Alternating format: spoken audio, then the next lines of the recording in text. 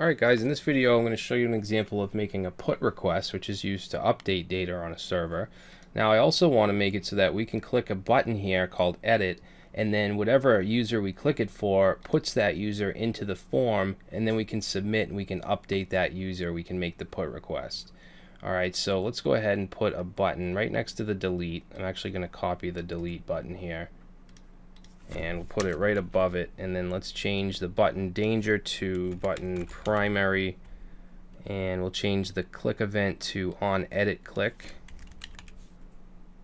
and we're, instead of passing in the user.id, we're passing in the whole user, and let's change this to edit.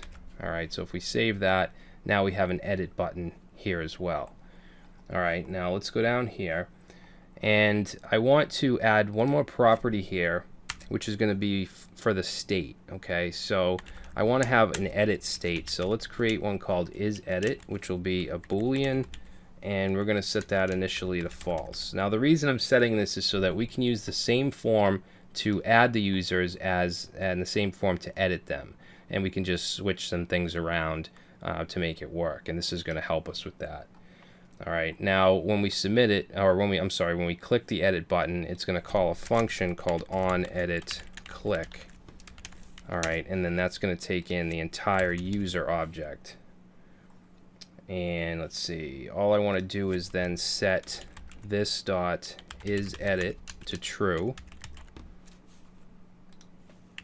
Okay, and then I want to set this dot user, okay, the user property, to the user that's being passed in, and since the form, since we have ng model binding to these user variables, then that should automatically fill. So let's save it, and now let's say I go to this Irvin Howell and click edit, and he gets automatically put in the form. If I click this one for Leanne, she gets put in the form. Alright, so works very nice. Now when we submit this, okay, if we look at the form, it's going to on submit. We need to know if it's an edit or if it's an add. So what I'm going to do is pass along isEdit, which is the boolean value, will be true or false, and then when we go down to on submit, that's also going to take in isEdit. Okay, and then what we want to do is check for that, so we'll say if isEdit and then else. Okay, now what we have here is to add a user, so let's cut that, let's put that in else. That's what we want to happen if it's not an edit. Alright, but if it is an edit, then we want to call an update user function in the service, which we haven't created yet. So let's say this dot data service dot update user, and we're going to pass in this dot user. Alright, and it's going to be an observable, so we'll say subscribe, and in here let's say user, put an arrow function. Oops, what'd I do? Okay, arrow function, and then we want, what we want to do when it comes back is we want to splice out the one we're editing and then add it back. So we're going to use a loop for that, just like we did with the delete. So I'm going to copy this, paste that in, and we're going to look for the one that we just edited. We're going to match the ID, except instead of just being ID, it's going to be this dot user dot ID. Okay, and then we're going to splice it out from this dot users.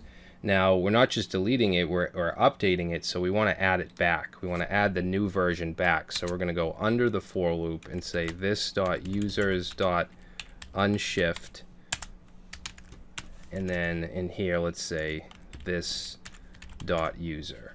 Okay, so that'll add it back. Alright, so let's save that. Now we're going to go to our data service and create the update user. So I'm going to copy, let's see, let's copy delete user.